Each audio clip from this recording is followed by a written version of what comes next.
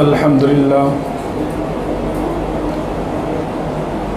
لله نحمده ونستعينه ونستغفره ونؤمن به ونتوكل عليه ونعوذ بالله من شرور أنفسنا ومن سيئات أعمالنا من يهد الله فلا مضل له ومن يضلله فلا هادي له ونشهد أن لا إله إلا الله وحده لا شريك له ولا نظير له ولا معين له ولا مشير له ولا مثال له ولا مثل له ونشهد أن سيدنا وسندنا وحبيبنا ومولانا محمدا عبده ورسوله أما بعد فقد قال الله تبارك وتعالى في القرآن المجيد والفرقان الحميد فأعوذ بالله من الشيطان الرجيم بسم الله الرحمن الرحيم وعباد الرحمن الذين يمشون على الأرض هونا وإذا خاطبهم الجاهلون قالوا سلاما والذين يبيتون لربهم سجدا وقياما والذين يقولون ربنا اصرف عنا عذاب جهنم إن عذابها كان غراما إنها ساءت مستقرا ومقاما صدق الله العظيم. قبل اس کے بعد شروع ہوں ایک مرتبہ بلند آواز کے ساتھ درود شریف پڑھیں. اللهم صل على سيدنا مولانا محمد وعلى آل سيدنا مولانا محمد وبارك وسلم كما تحب وترضى عدد ما تحب وترضى يا كريم. میرے محترم بزرگوں، دوستوں اور عزیز ساتھیوں، پچھلے چند ہفتوں سے بات چل رہی ہے رحمان کے بندوں کی کہ رحمان کے بندے کون ہیں اور کن صفات کو اپنا کر ایک عام انسان رحمان کا بندہ بن سکتا ہے. اس میں سب سے پہلی صفت تھی تواضع. دوسری صفت یہ تھی کہ وہ بحث و مباحثہ نہیں کرتے، سلامتی کے ساتھ گزر جاتے ہیں، سلام کو عام کرتے ہیں. تیسری صفت یہ تھی کہ ان کی راتیں اپنے رب کو سجدے میں اور رکوع کرتے ہوئے گزرتی ہیں. اور چوتھی صفت یہ ہے کہ وہ اپنی زبان سے بھی اپنے اعمال پر غرور نہیں کرتے، بلکہ اپنے اعمال کو دیکھتے ہوئے اور اپنی کم ہمتی کو دیکھتے ہوئے اللہ تبارک و تعالی سے یہ دعا کرتے ہیں کہ اللہ جہنم کو ہم سے دور رکھ، ہم سے جہنم کو ہٹا دے، اس لیے کہ وہ عذاب جو ہے چمٹ جانے والا ہے اور وہ بہت برا ٹھکانہ، بہت بری مستقر اور رہنے کی بہت بری جگہ ہے. میں نے بتلایا تھا کہ اللہ تبارک و تعالیٰ کی جتنی صفات ہیں یوں تو ساری صفاتیں اس کی صفت رحم والی ہیں کہ وہ بخشنے والا ہے، غفار ہے، وہاب ہے، رحمان ہے، رحیم ہے، ستار ہے. اور اللہ چاہتا ہے کہ اس کا ایک ایک بندہ جو ہے جہنم سے بچ کر جنت میں جانے والا بن جائے. لیکن انصاف کا تقاضا بھی یہ ہے کہ اگر دنیا کے اندر کوئی شخص ایسا ہے جو اللہ کی نافرمانی کرتا ہے، جس نے پوری زندگی اللہ کی نافرمانی میں گزاری ہو یا پوری زندگی اللہ کے ساتھ کسی اور کو شریک کرنے میں گزاری ہو، اللہ کے ساتھ شرک کرنے میں گزاری ہو، یا یہ چھوڑیے آپس میں ایک انسان دوسرے انسان پر ظلم کر رہا ہے، تو انصاف کا تقاضا یہ ہے کہ مظلوم کو انصاف دلایا جائے. اس لیے اللہ تبارک و تعالیٰ نے سارے مظلومین کے لیے فرمایا کہ جن کے اوپر ظلم کیا جاتا ہے، اور ظالموں کے لیے بھی فرمایا کہ وہ غور کرے فَلَا تَحْسَبَنَّ اللَّهَ غَافِلًا عَمَّا يَعْمَلُ الظَّالِمُونَ، کہ لوگوں جو ظلم کرنے والے ہیں وہ بھی جان لیں اور جو مظلوم ہیں وہ بھی جان لیں. فَلَا تَحْسَبَنَّ اللَّهَ غَافِلًا عَمَّا يَعْمَلُ الظَّالِمُونَ، کہ تم یہ گمان کر رکھا ہے تم نے، یا تم یہ سوچتے ہو کہ اللہ ظلم کرنے والوں کے ظلم سے غافل ہے. اللہ کو نہیں معلوم کہ کون ظلم کر رہا ہے. یقیناً اللہ جانتا ہے۔ تو اللہ تبارک و تعالیٰ کی طرف سے اعلان ہے کہ ایسے ظالموں کے لیے اللہ نے پھر ایک وقت متعین کیا ہے جس کو قیامت کہتے ہیں، اور ایک جگہ متعین کی ہے جس کو جہنم کہتے ہیں، اور بہت برا ٹھکانہ ہے، بڑی خطرناک جگہ ہے۔ قرآن پاک میں اس لیے جگہ جگہ جہنم کا ذکر ہے تاکہ ایک ایک بندہ ڈرے اس سے کہ اگر ہم یہ اعمال کریں گے تو اللہ تبارک تعالیٰ نے ایسی بری جگہ بنائی ہے، اور اس گمان میں نہ رہے کہ بھئی اتنی بڑی تعداد، کیونکہ ہر زمانے کے اندر نافرمانوں کی تعداد زیادہ رہی ہے، تو یہ گمان نہ کرے کہ بھئی اتنے لوگ کہاں جائیں گے، کیسے جائیں گے، وہ تو بھر جائے گی۔ قرآن نے صاف اعلان کر دیا یوم نقول لجہنم هل امتلأت وتقول هل من مزید۔ حالانکہ جہنمیوں کی تعداد کتنی رہے گی؟ ایک مرتبہ آقا مدنی جناب محمد مصطفیٰ صلی اللہ علیہ وسلم نے دوران گفتگو جہنم کا تذکرہ کیا تو صحابہ کرام سے پوچھا کہ جانتے ہو کہ جہنم کے اندر جانے والے کون ہیں، کتنے لوگ ہیں؟ صحابہ کرام نے پوچھا کہ یا رسول اللہ بتلائیے، ہم نہیں جانتے۔ اللہ کے رسول صلی اللہ علیہ وسلم نے فرمایا ہر 1000 میں سے 999 جہنم میں جانے والے ہیں۔ ہم رہتے ہیں تو ہمیں تو اتنا گھمنڈ ہے نا کہ بھئی ہم مسلمان ہیں، تب تو کہتے ہیں اچھا وہ ایک میں ہی رہوں گا، لیکن صحابہ کرام رونے لگے کہ اللہ کے رسول کہ 999 اگر جہنم میں جانے والے تو ہمارا کیا بنے گا؟ اللہ کے رسول صلی اللہ علیہ وسلم فرمائے کہ نہیں، 999 یہ وہ تعداد ہوگی جو یاجوج ماجوج کی ہوگی، اور اس کے ساتھ میں کچھ کفار جو کافر ہیں، مشرک ہیں، کچھ مسلمان بھی جائیں گے۔ تو ذرا قرار آیا کہ اچھا زیادہ تعداد ان کی ہے، تو جہنم میں زیادہ جانے والے ہیں، لیکن قرآن نے جہنم کا ذکر فرماتے ہوئے اس کی وسعت کو بیان فرمایا کہ فرمایا یوم نقول لجہنم هل امتلأت، کہ اللہ تبارک تعالی جہنم سے کہے گا کہ تو بھر گئی۔ یوم نقول لجہنم هل امتلأت وتقول هل من مزید، اور جہنم کیا کہے گی؟ جہنم نہیں کہے گی کہ میرے پاس جگہ نہیں ہے، جہنم کہے گی هل من مزید، کیا اور ہے، لے آؤ، کہ اس کی وسعت کا اندازہ نہیں ہے ہمیں۔ اور اس کی جہنم کی آگ، میں نے بتلایا تھا کہ اس کی جہنم کی آگ کوئی کولے لکڑیاں نہیں ہوں گی۔ فرمایا یا ایھا الذین آمنوا قوا انفسکم وعلیکم نارا وقودها الناس والحجارہ، کہ جہنم کا ایندھن تو آگ اور انسان اور پتھر ہوں گے، اور اس کی آگ کبھی بجھنے نہ پائے گی۔ کلما خبت زدناہم سعیرا، کہ جب بھی اس کی لپیٹے، اس کی آگ ذرا ہلکی ہوگی، زدناہم سعیرا، ہم اس کو اور بھڑکائیں گے، اور بھڑکائیں گے، کہ اس کی آگ دلوں تک پہنچے گی۔ اور روایتوں میں آتا ہے، ابن کثیر رحمۃ اللہ علیہ نے اپنی تفسیر کرتے لکھا ہے کہ جہنمی جہنم سے 500 میل دور دور تک بھاگیں گے، لیکن اس کی آگ کی لپیٹیں ایسی ہوں گی کہ وہ 500 میل دور دور سے پکڑ کر کے لائیں گے۔ اور جس طرح جو ہے مرغی ہے، یہ جانور ہیں، پرندے ہیں، دانے کس طرح چگتے ہیں، اس طرح کل قیامت میں پورے عالم کے اندر، پورے محشر عالم میں، پورے آدم علیہ السلام سے لے کر قیامت تک آنے والا ایک ایک فرد جب جمع ہوگا تو جہنم ان میں سے جہنمیوں کو ایسا چنے گی جیسے کہ مرغیاں اور پرندے جو دانا چگتے ہیں۔ ہم معمولی سمجھ رہے ہیں، ہمیں احساس تک نہیں ہے، تو سوچے یہاں جب گزر جائیں گے یا جہنم میں دیکھ لیں گے، یہاں تو دنیا میں تو عیش کر لیں۔ عیش کرنا آسان سمجھیں، قرآن پاک میں اس لیے جگہ جگہ اس واقعے کو، اس محفلوں کو اور ان چیزوں کو بیان کیا تاکہ انسان ڈرے۔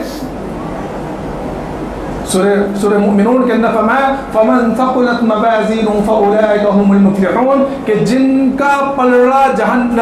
قیامت کے دن جھک جائے گا، نیکیوں کا پلڑا، تو وہ کامیاب ہو جائیں گے۔ ومن خفت موازینہ فاولئک الذین خسروا انفسهم، کہ وہ لوگ جن کا پلڑا نیکیوں والا اونچا رہ گیا، گناہوں والا جھک گیا اور وہ جہنم کے حقدار ہو گئے، تو بڑے خسارے والے ہیں۔ اور پھر ان کو پکڑ کر ایسے جہنم میں ڈالا جائے گا جس کی آگ کھالوں کو ادھیڑ کر رکھ دے گی۔ تلفح وجوہہم النار، چہرے جھلس جائیں گے، ایسے کالے ہو جائیں گے کہ اگر زندگی بھر بھی فیرن لولی اگر ملتے رہنا تو کبھی بھی سفید نہ ہو۔ اور اس وقت اللہ تبارک و تعالی بتلائے گا، گفتگو کرے گا، الم تکن آیاتی تتلی علیکم فکنتم بہا تکذبون، کہ تمہارے پاس ہماری آیتیں نہیں پہنچی؟ کیا میں نے 1,24,000 سے زیادہ انبیاء کرام تمہیں سمجھانے کے لیے نہیں بھیجے؟ کیا میں نے قرآن کو نازل نہیں کیا کیا قرآن کو سمجھنے والے علماء کرام اور قرآن کو بتلانے والے مفسرین کرام یا سمجھانے والے مبلغین نے تمہیں سمجھایا نہیں تھا کہ ایک وقت ایسا آئے گا اور اللہ نے ایک ٹھکانہ بنا کر رکھا ہوا ہے؟ تو اس وقت کہیں گے قالوا ربنا غلبت علینا شقوتنا وکنا قوما ضالین کہ الہی اے ہمارے رب، اس وقت رب ہونے کا اقرار کریں گے، حالانکہ اس وقت رب ہونے کے اقرار کا کوئی مطلب نہیں ہے۔ اس وقت کہیں گے کہ اللہ ہماری بد نصیبی، ہمارے اوپر شقاوت غالب آ گئی تھی، ہم گمراہ ہو گئے تھے، اور اس وقت اللہ سے ریکویسٹ کریں گے ربنا اخرجنا منها فإن عدنا فإنا ظالمون کہ اللہ ایک مرتبہ دوبارہ بھیج دے۔ اور اللہ کی طرف سے کیا خطرناک پھٹکار ہیں الفاظ، آپ یہ میں کہتا ہوں کہ عربی جو جاننے والے ہیں ان کو سمجھ میں آتا ہے کتنی خطرناک پھٹکار ہے اللہ کی طرف سے۔ قال اخسئوا فيها ولا تكلمون کہ ذلیل ہو کے یہیں پڑے رہو، بکواس مت کرو، مجھ سے بات نہ کرنا دوبارہ۔ اور پھر اللہ نے ان لوگوں کے بارے میں فرمایا کہ تم دنیا میں کرتے کیا تھے؟ کہ میرے کچھ بندے تھے جو میرا ذکر کرتے تھے، میرے کچھ بندے تھے جو ٹوپیاں پہن کر داڑھی رکھ کے نمازیں پڑھنے آتے تھے، میرے کچھ بندے تھے جو زکوٰۃ ادا کرتے تھے، میرے کچھ بندے تھے جو دنیا میں میری دنیا کے اندر میری فرمانبرداری کے ساتھ زندگی گزار کر آئے، تو تم نے ان کے ساتھ کیا کیا تھا؟ فَاتَّخَذْتُمُوهُمْ سُخْرِيًّا حَتَّىٰ أَنسَوْكُمْ ذِكْرِي کہ تم لوگوں نے ان کا ٹھٹا اڑایا تھا، ان کا مذاق اڑایا تھا، اوہ یہ تو ملا ہے، یہ تو مولوی ہے، یہ حافظ ہیں، اس کو بیٹی نہ دو، یہ تو چند پلے کمانے والے ہیں، یہ تو لمبے لمبے کرتے پہننے والے ہیں، یہ تو مبلغ ہیں، یہ تو دعوت و تبلیغ والے ہیں، یہ چلے 4 مہینے والے ہیں، اور یہ مسلح والے ہیں، تم مذاق اڑایا کرتے تھے۔ ہاں آج میں نے ان کے ساتھ رحم کا معاملہ کیا اور ان کو جنت پہ بھیج گیا، اور تمہارے لیے یہ ہے کہ جہنم میں پڑے رہو، سڑے رہو، گلے رہو۔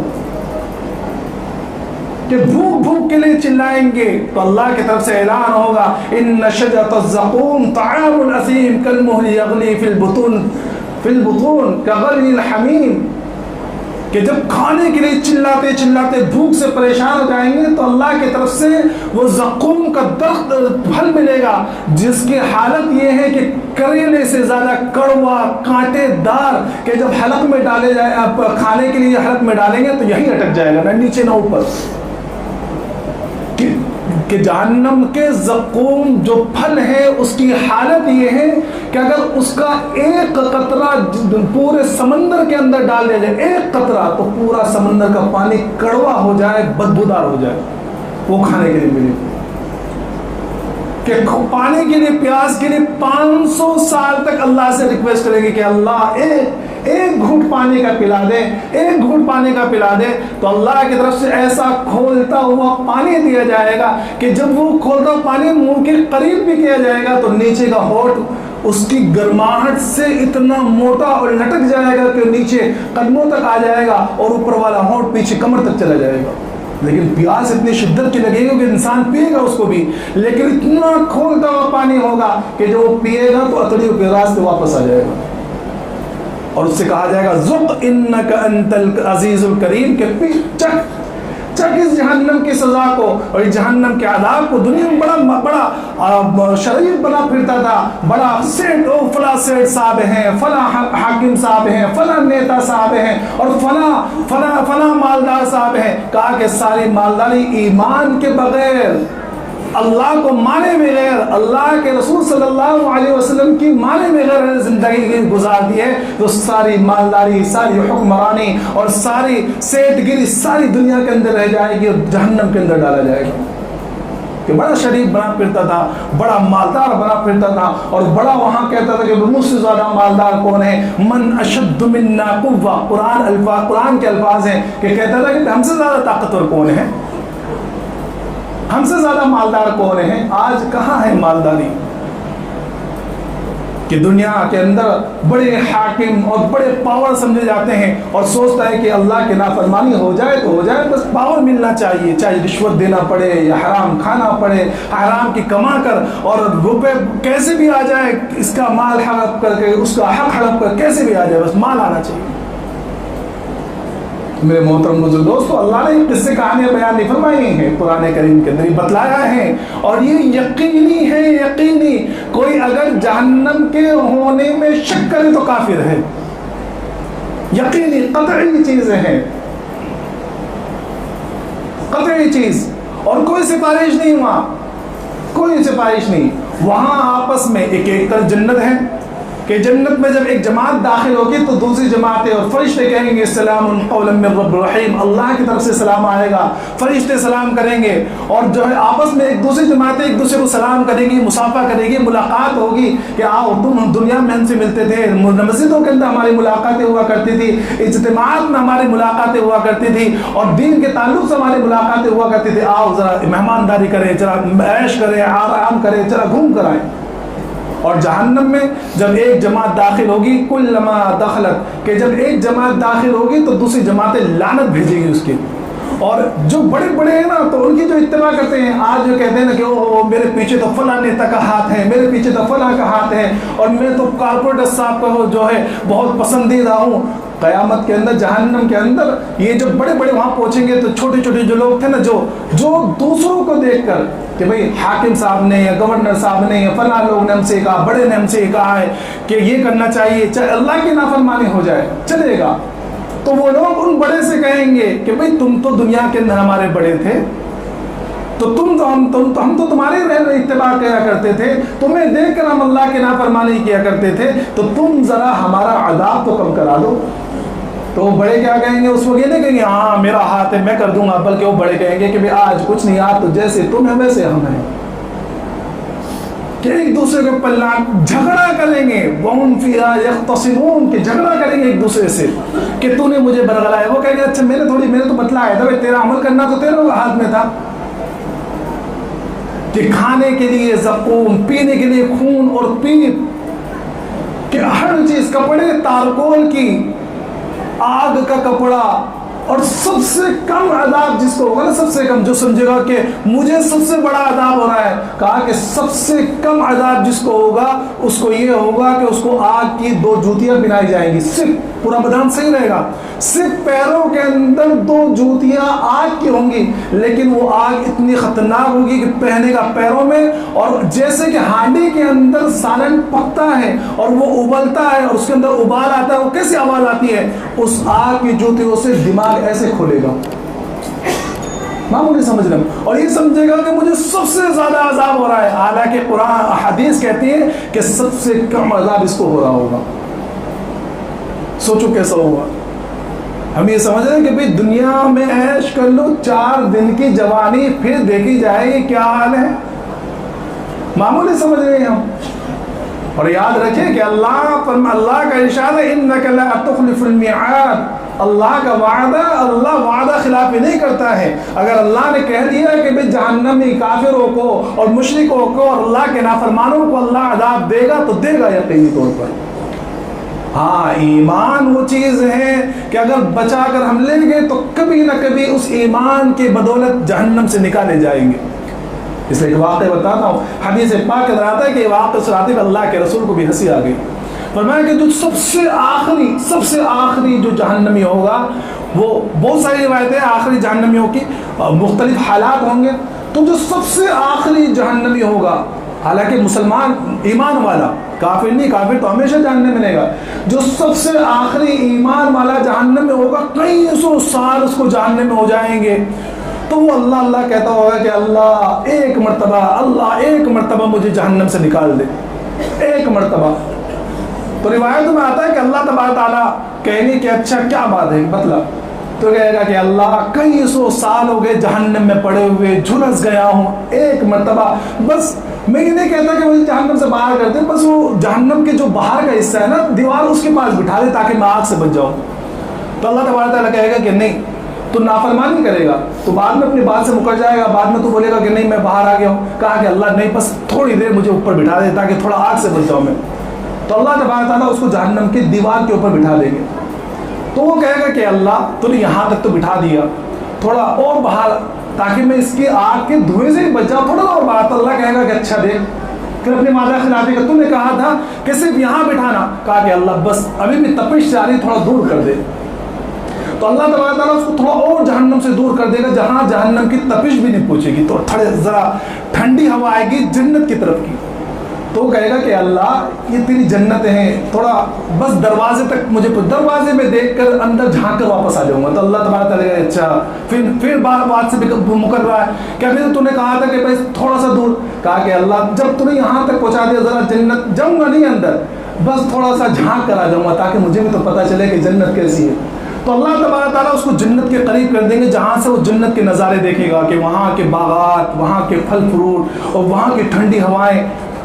تو پھر وہ اللہ سے کہے گا کہ اللہ بس ایک مرتبہ تھوڑا سا اندر جانے دے، بس جا کر اندر پٹک سے باہر آ جاؤں گا، ایک مرتبہ اندر جانے دے. میں کئی سو سال تک جہنم میں رہا ہوں، ایک مرتبہ جنت میں جانے دے، جا کر میں ٹھہروں گا نہیں، رکوں گا نہیں، بس فوراً. تو اللہ تبارک تعالیٰ کہے گا کہ دیکھ تو پھر وہ اپنی بات سے مکر رہا ہے.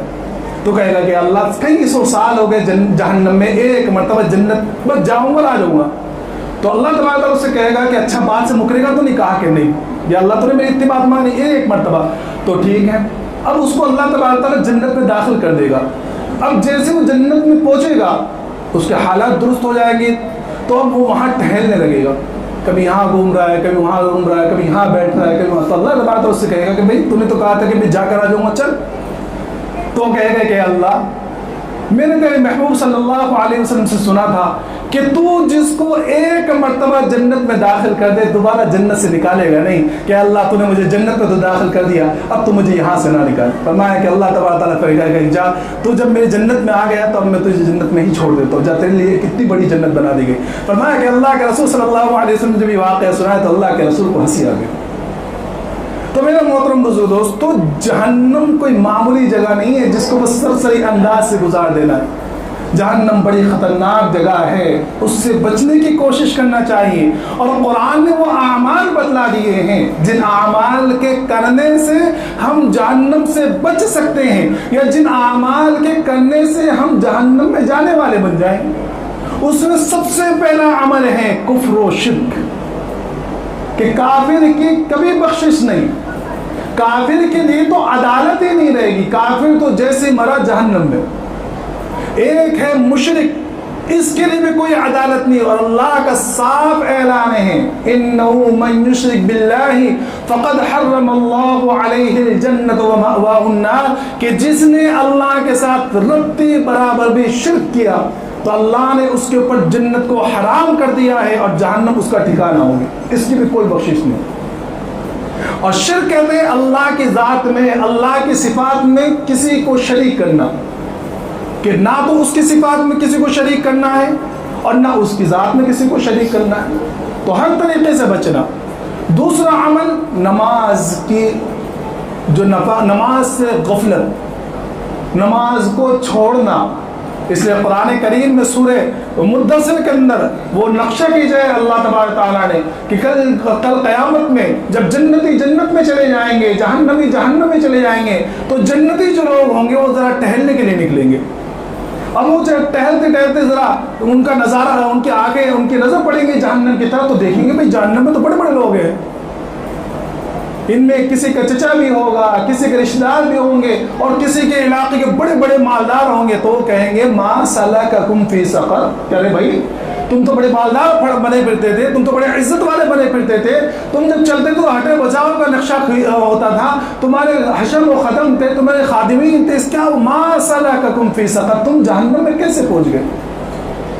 تو سب سے پہلی بدعملی جو بتائیں گے وہ کہیں گے قالوا لم نک من المصلین، کہ ہم نماز نہیں پڑھتے تھے، ہم نماز نہیں پڑھتے تھے. اللہ کا منادی آواز دیتا تھا اللہ اکبر اللہ اکبر اللہ اکبر اللہ اکبر، کہ اللہ سب سے بڑا ہے، اللہ سب سے بڑا ہے. حی علی الفلاح حی علی الفلاح، آؤ کامیابی کی طرف، آؤ کامیابی کی طرف. حی علی الصلاح حی علی الصلاح، آؤ نماز پڑھ لو نماز پڑھ لو. لیکن ہم کان نہیں دھرتے تھے،